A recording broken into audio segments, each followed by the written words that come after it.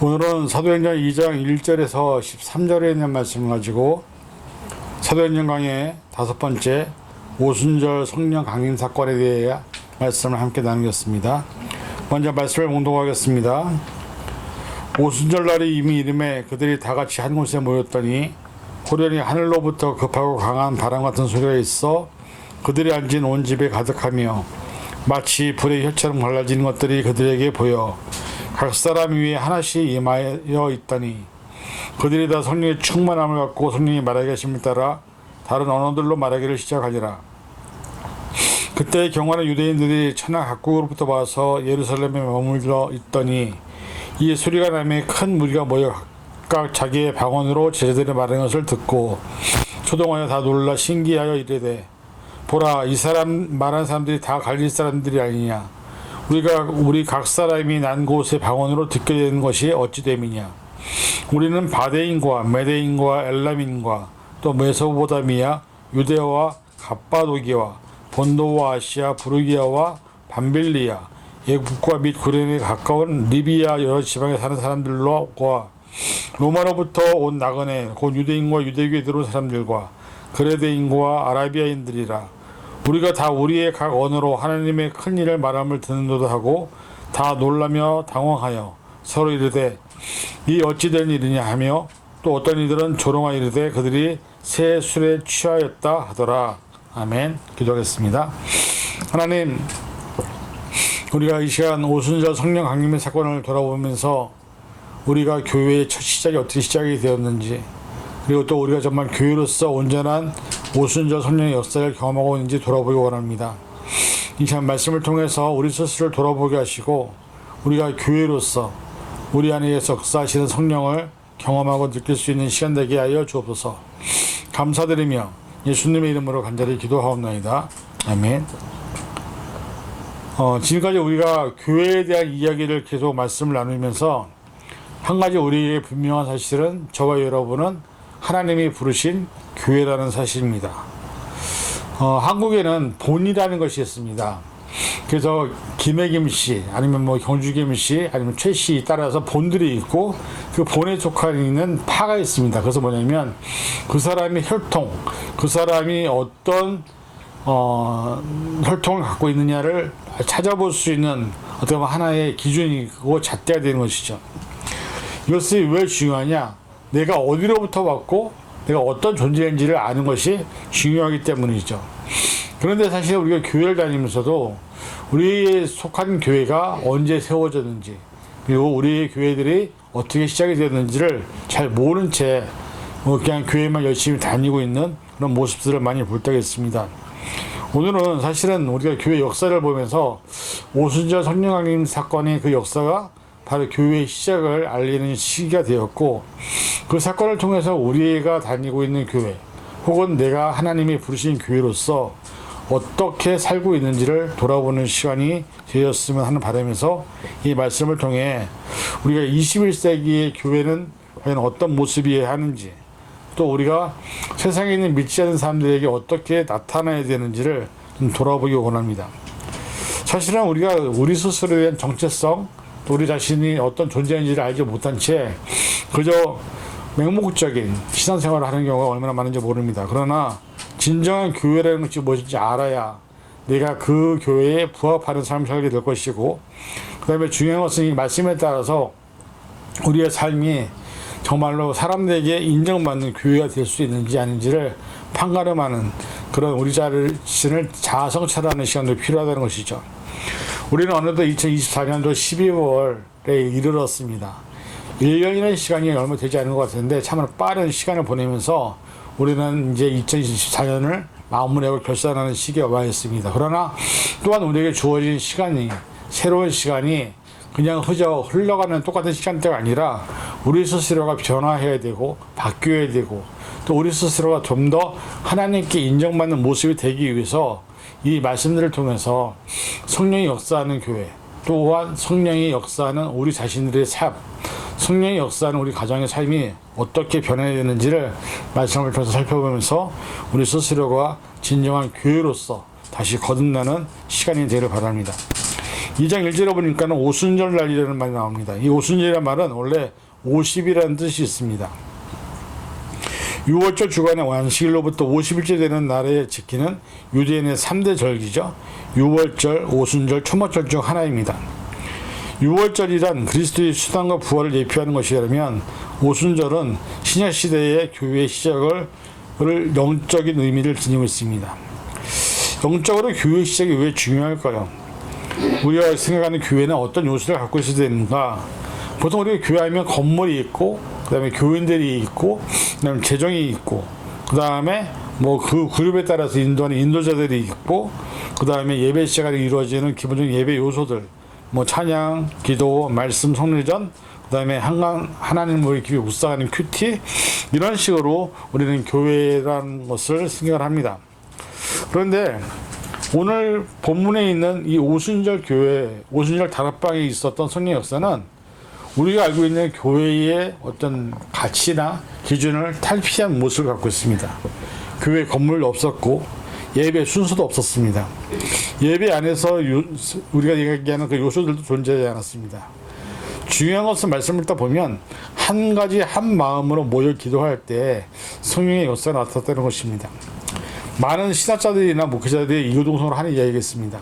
사람이 많이 모이고 좋은 시스템과 음향을 갖추고 좋은 프로그램과 많은 동사자가 있는 그런 교회들을 지향하는 것이 하나님이 진짜 원하시는 예배가 아니라 예배를 드리는 그 자리에 다 몇 명이 있다 하더라도 정말 성령의 임재가 임하느냐, 그걸 느낄 수 있느냐, 느끼지 못하느냐가 제일 중요하다고 얘기합니다. 아무리 겉으로 화려해 보여도, 아무리 뜨겁고 열정적인 모습, 많은 사람들이 있다고 하였더라도 그 안에 성령이 역사하지 않는 모습은 하나님이 인정하지 않는 예배의 모습일 수밖에 없습니다. 중요한 것은 성령이 임하시느냐 임하지 않느냐가 우리에게 더 중요한 문제이지 교회의 사람 수나 교회 건물의 크기나 또 어떤 시스템이나 의명이 중요하지 않다는 것을 다시 한번 우리에게 알려주고 있습니다. 예배를 받으시는 분은 하나님이시지 우리가 아닙니다. 우리가 만족하는 예배가 아니라 하나님은 외형적인 조건이나 환경이 아니라 우리의 중심을 보시는 하나님이기 때문에 사실 내 자신을 드리는 거룩한 산 제물로 드리는 그런 영적인 예배를 드릴 때 그 안에서 성령의 역사하시는 것이지 우리가 아무리 뭐 많은 사람들이 모여서 뭐 뜨겁게 기도하고 찬양한다고 해서 그것이 사람을 위한 예배나 사람들이 만족하는 예배로 끝나버린다면 그 예배는 하나님과 전혀 무관한 예배가 될 수밖에 없다는 것을 기억해야 합니다. 그래서 이 말씀에 보면 성령의 역사가 나타나는 예배가 무엇을 말하느냐, 저희가 다 같이 한 곳에 모였더니, 많은 사람들이 예루살렘 시대에는 오순절 절기를 지키기 위해서 예루살렘에 모여들었을 것입니다. 예수님의 제자들도 분명히 어떤 예수님이 잡히셨던 그 사건 때문에 두려움으로 남들이 모르는 한 곳에 모였던 것입니다. 그리고 그들이 열심으로 기도하면서 성령을 기다렸습니다. 왜냐하면 예수님이 죽으시면서 성령을 주시겠다고 말씀하셨기 때문이죠. 중요한 것은 그들이 기다리는 것은 성령에 대한 기다림이었다는 것이죠. 그리고 그들이 했던 행동은 한 마음과 한 뜻으로 열심히 기도하는 것뿐이었다는 것입니다. 사실 우리가 교회를 다니시는 분들이 교회를 나올 때 예배를 의무적이나 어떤 사람들의 눈에 의식해서 나오시는 분이 더 많습니다. 근데 예배에 나온다는 것은 나를 제물로 드리는 것입니다. 그래서 사실은 어떤 사람들에게 보이기 위해서 목사님들에게 인정받기 위해서 예배를 나오는 것이 아니라 하나님이 나를 구원해 주신 그 은혜에 감격해서, 그리고 그 하나님이 나를 대신해서 돌아가신 십자가 사건이 너무 감격스러워서 그 은혜가 감사해서 예배에 나오는 것이지, 우리가 어떤 뭐 직분을 가졌기 때문에 또 물론 어떤 자리이기 때문에 예배에 참석한다는 것 자체가 이미 우리는 예배가 잘못된 시점에서 출발한다는 것이죠. 100명이 모였다고 한다면 100명이 한 마음으로 함께 기도한다는 것이 절대 쉬운 일이 아닙니다. 교회에 몸이 와 있어도 다른 생각, 다른 마음, 그리고 세상적인 생각으로 가득 차 있는 사람들이 얼마나 많은지 모릅니다. 그러니 사람들이 100명이 모이는데 1000명이 모이는데 10,000명이 모이는데 그 안에서 하나님의 역사가 나타날 리 없죠.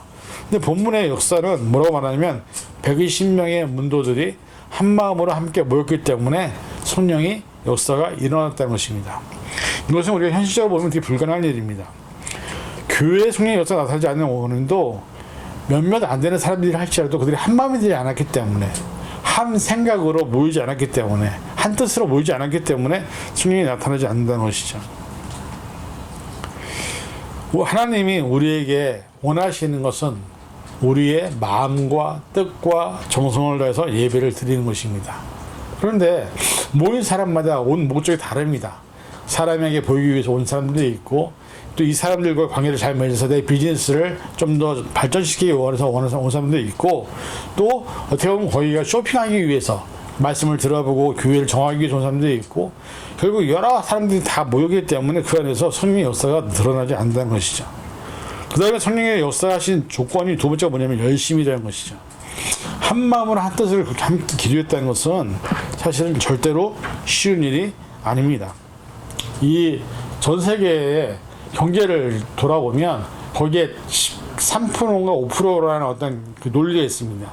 전 세계를 움직이는 인구의 5%가 사실은 경제 주도권을 잡고 있다는 것이죠. 근데 교회도 보면 사실은 100명이 모이면 교회에서 정말 열심히 최선을 다해서 봉사하는 사람들은 10%가 안 됩니다. 그 10% 때문에 교회가 유지가 되는 것이고, 거의 80, 90%는 그저 왔다 갔다 하는 교인들이 될 수밖에 없다는 것이죠.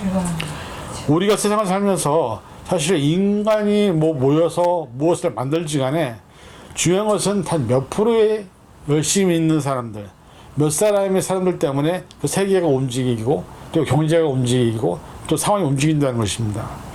근데 중요한 것은 뭐냐면, 우리가 섬기고 있는 교회는 그런 프로테이지를 움직이는 것이 아니라는 것이죠. 사실 어떻게 보면 100명의 교인이 모였다 할지라도 거기서 10%밖에는 거의 11조를 안 냅니다. 대부분의 사람들은 사실은 헌금 잘 안 내는 사람이 많습니다.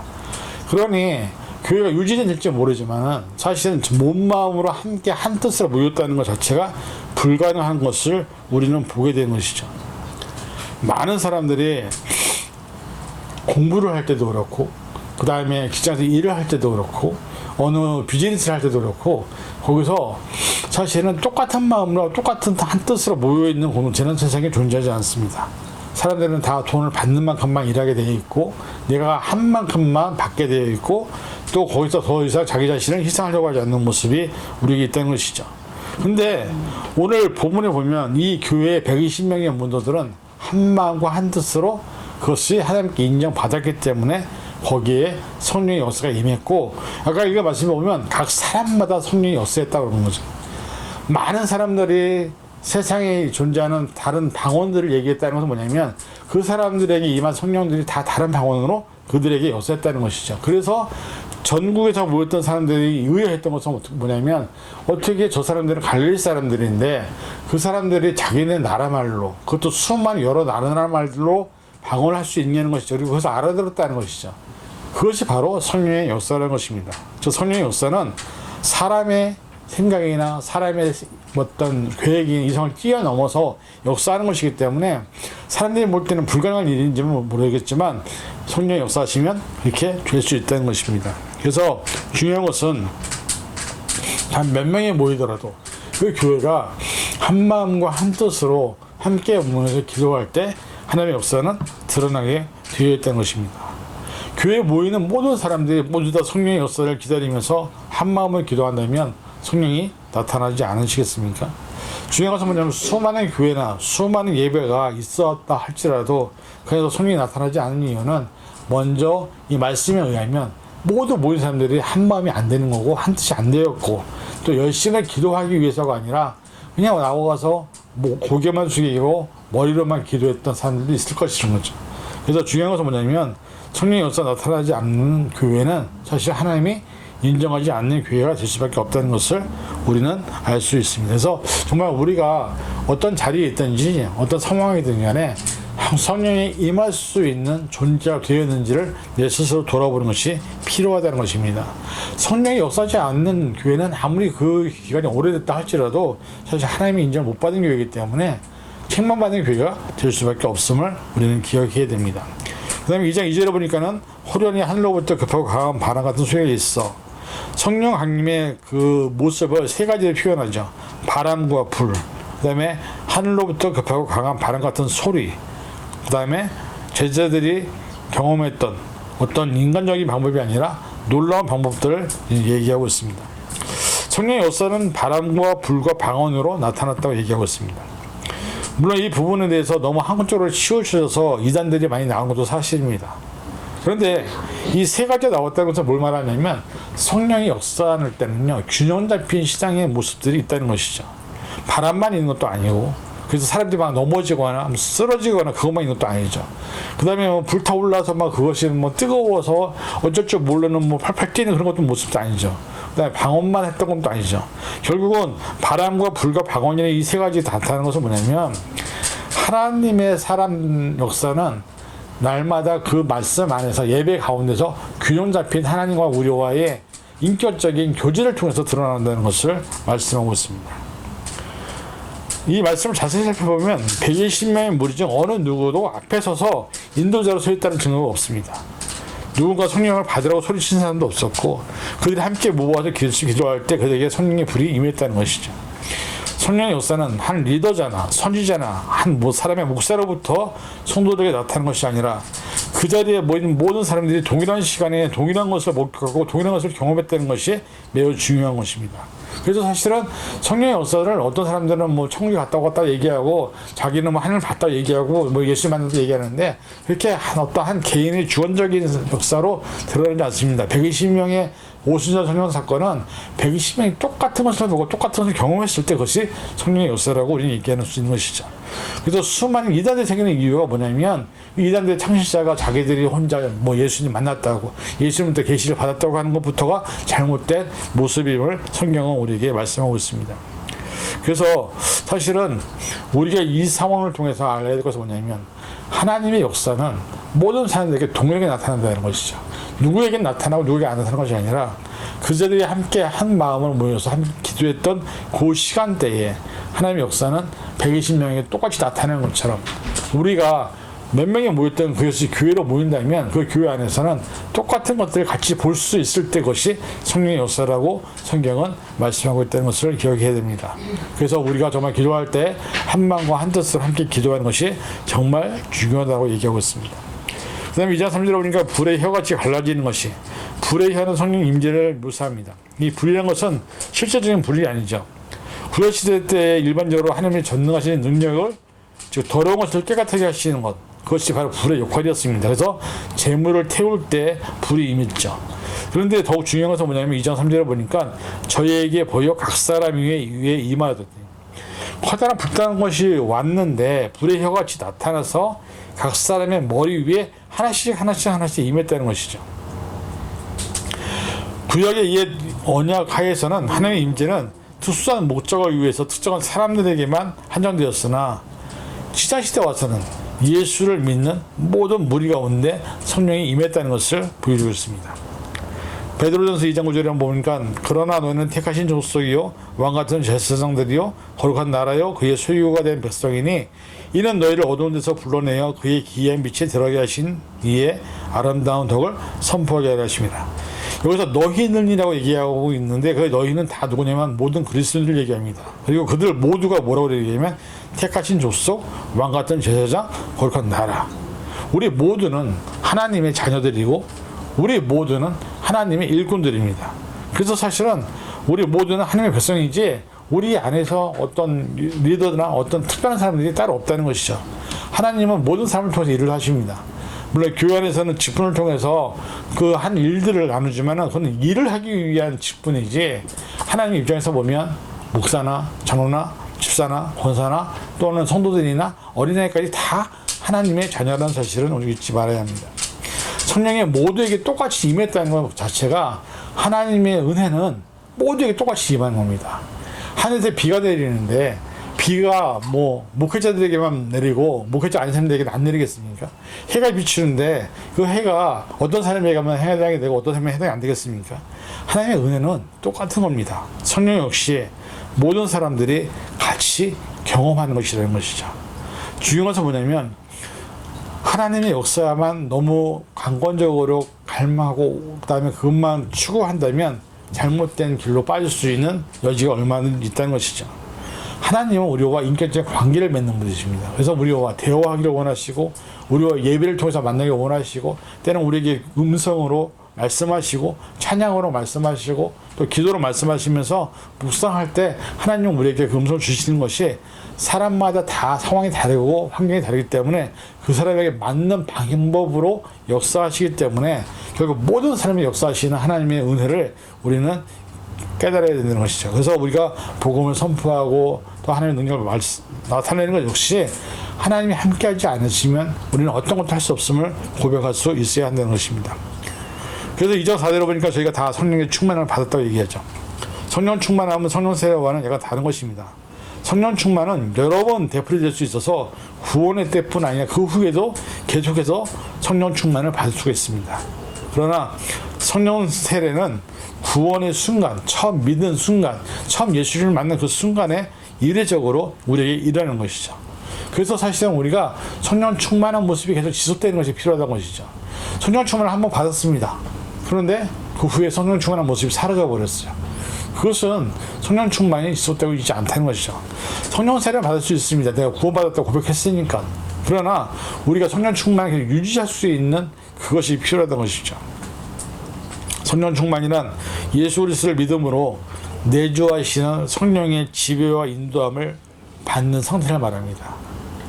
우리 인간은 절대로 성령을 이길 수가 없습니다. 그런데 우리 자신들을 보면 내 안에 내 자아가 더 강합니다. 그리고 세상적인 것들이 더 강합니다. 그래서 때로는 성령이 나에게 말씀하시는 것도 다 밀어버리고 내쫓아버리고 내가 믿고 싶은 것만, 내가 원하는 것만, 내가 듣고 싶은 것만 듣고 있어서 그걸 갖고 그것이 성령이라고 우기는 사람들을 많이 보게 된다는 것이죠. 로마서 8장 9절 만일 너희 속에 하나님의 영이 거하시면 너희가 육신에 있지 아니하고 영에 있나니 누구든지 그리스도의 영이 없으면 그리스도의 사람이 아니라. 즉 우리 안에 그리스도의 영이 없으면 우리는 이미 그리스도의 사람이 아닙니다. 그런데 우리는 스스로 우리 입으로 내가 그리스도를 얘기하는 것 자체가 잘못됐다고 얘기하죠. 고린도전서 12장 3절 그러므로 내가 너에게 알리노니 하나님의 영으로 말하는 자는 누구든지 예수를 저주할 자라 하지 아니하고 성령으로 아니하고는 누구든지 예수를 주라 시할 수 없다 라고 얘기하고 있습니다. 그래서 이 말씀처럼 사실은 우리는 예수님이 내 안에 주인이 되실 때 내 입에서 내 생활이 내 삶이 예수님의 마음과 예수님의 생각으로 사람들을 바라보고 사람들에게 행동하고 사람들과 모든 것들을 함께 할 수 있는 것입니다. 근데 우리는 정말로 내 자아가 더 세지고 내가 내 주인이라는 의식이 있어서 내 마음대로 내 생각대로 내 고집대로 하다 보니 성령은 없는 그런 모습으로 살아갈 때가 얼마 많이 모릅니다. 말씀해 보니까 성령이 말하게 하심을 따라 다른 방언으로 말하기를 시작하니라. 이 말씀은 뭐냐면 우리가 창세기 11장에 보면 하나님이 이스라엘 백성들이 발발 접사할 때 그들을 다 흩으셨습니다. 그리고 오늘 혼잡케 하셨습니다. 근데 중요한 것은 뭐냐면 성령 오순절 달방입니다. 성령은 그 혼잡하게 이미 흩어졌던 그 언어들로 다 하나님의 말씀을 말하게 하셨다는 것이죠. 이것이 정말 중요한 것입니다.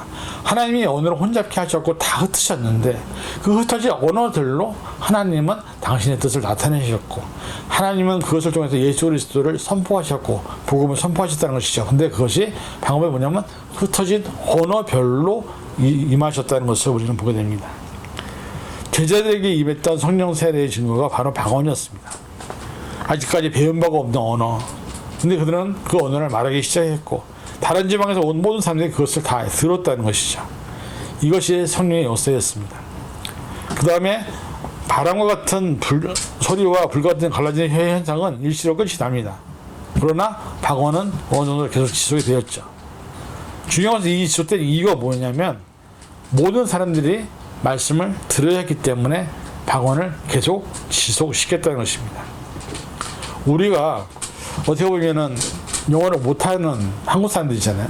근데 미국에 오면 영어를 배웁니다. 근데 아무리 열심히 배워도 미국 사람들만큼 영어를 못합니다. 왜냐하면 우리는 한국 사람들이기 때문이죠. 그런데 방언이라는 것은 어떻게 보면 그 사람들과 대화할 때 내가 퍼펙트하게 영어를 하지 못해도 그들이 알아듣는 경우가 되게 많습니다. 실제로. 왜 그런지 아십니까? 그들이 들으려고 노력하기 때문이죠. 우리의 단어 하나하나를 듣고서 그걸 이해하기 때문이죠. 근데 중요한 건 뭐냐면 이 역사는 그 모든 사람들이 서로 다른 언어를 얘기했는데 그 다른 지방의 말들을 다른 지방의 온 사람들이 다 알아들었다는 것이 놀라운 일이죠. 이것이 바로 성령 충만의 모습인 것입니다. 그 다음에 2장 5절과 5절에 보니까 경고는 유대인들, 그 다음에 천연각으로부터 와서 예루살렘에 우고하던 많은 사람들, 이 사람들이 다 들었다는 것이죠. 어떻게 보면 이 사람들이 그것을 들었을 때 120명의 사람들이 120개의 언어로 얘기를 했다고 한다면 정말 어떻게 보면 이건 놀라운 일이 아닐까요? 그들은 갈릴리 사람이었고 다른 나라의 말을 전혀 할 줄 모르는 사람들이 다른 나라의 말들을, 다른 지방의 언어들을 이야기한다는 것 자체가 불가능하다는 것입니다. 중요한 것은 뭐냐면 그 역사를 통해서 오순절 교회의 모든 처음에 시작이 되었다는 것입니다. 여기서 한 가지 우리 깨달은 것이 뭐냐면 2장 7절에 보니까 그들이 다 놀라 기이 여겨 이르되, 말을 배우지 못한 사람들이 자기네 나라 말로 이야기를 하면서 하나님의 나라의 복음을 전도한다? 이거는 도대체 이해할 수 없는 것이죠. 그러면서 했던 건 뭐냐면 세상에 있는 사람들은 하나님의 역사 앞에서 놀랄 수밖에 없다는 것이죠. 우리가 성경의 역사를 보면 애굽에서 탈출해서 출애굽했던 이스라엘 백성들의 어떤 놀라운 하나님과 함께 하시면 그러는 것들을 애굽 사람들이 계속 보잖아요. 애굽 사람들 놀랄 수밖에 없는 거예요. 아, 하나님은 이렇게도 일하시는구나. 마찬가지로 우리가 하나님의 사람이라는 것은 어떻게 아느냐면 내가 하나님의 사람이다. 내가 스스로 뭐 명함을 만들고 내가 뭐 성경을 많이 읽었고 전도를 많이 했고 교회를 많이 지었고 이게 문제가 아니라 세상에 있는 믿지 않는 사람들이 나를 보면서 아, 당신은 하나님의 사람이라고 놀라고 인정할 수 있어야 된다는 것이죠. 왜냐면 그 사람들이 볼 때는 이게 도대체 이해될 수 없고 말로 표현할 수 없는데 그런 모습으로 내가 존재하기 때문에 아, 당신은 하나님의 사람입니다. 요셉이 애굽의 총리가 됐을 때도 그 애굽의 왕이 그런 얘기를 하잖아요. 너와 함께한 하나님을 내가 인정할 수밖에 없다. 그 다음에 누가 있습니까? 다니엘 같은 경우도 그 나라에서도 하나님을 인정할 수밖에 없는 거예요. 왜? 그 놀라운 일들을 하나님의 사람이 아니고서는 하나님이 할 수 없다는 것을 그들이 보았기 때문이고 그것을 경험했기 때문인 것이죠. 어떻게 보면 이 성령 오순절 성령 사건의 이 사건의 시작은 하나님이 이 세상에서 살아서 역사하심을 보여주는 가장 대표적인 사건이라고 할 수 있습니다. 한마디도 말도 못하고 언어도 배우지 못했던 120명의 사람들이 120개의 언어로 만약에 이 박원을 했다고 한다면 그것을 어떻게 설명하겠습니까? 중요한 것은 하나님만이 그것이 가능하게 하셨다는 것입니다. 사도들은 성령이 부어지자마자 모든 사람들이 알아들 수 있는 말로 하나님의 큰 일을 전파하기 시작했습니다. 그들이 했던 것은 다른 일이 아니었습니다. 하나님이 어떤 분이시고 하나님이 어떻게 우리를 구원하셨고 하나님이 어떻게 우리를 통해서 일하셨고 하나님이 그 예수 그리스도를 통해서 어떻게 역사하시고 앞으로 어떤 일을 하실 것인지를 증거하는 그런 복음을 증거하셨다는 것입니다. 이런 것들이 교회 안에서 일어나야 되는 거고 내가 교회로서 내가 하나님의 그런 일들을 드러내야 할 때 바로 하나님은 나와 함께 있다는 것을 다른 사람으로부터 인정받게 되는 것이죠. 요즘은 우리가 많은 사람들이 혼술, 혼밥 이런 거 많이 합니다. 뭐 비혼주의에서 혼자서 모든 걸 다 하는 거. 그래서 어떤 사람들이 얘기하죠. 나 교회 안 다녀도 하나님 믿어. 나 교회 안 다녀도 말씀 읽어. 나 어디 교회 안 다녀도. 근데 하나님은 그걸 원하시는 게 아닙니다. 하나님이 아담을 창조하시고 난 다음에 제일 먼저 하신 얘기가 뭐냐면 사람이 독초하는 것이 보기 좋지 않아서 그를 돕는 배필을 지었다고 말합니다.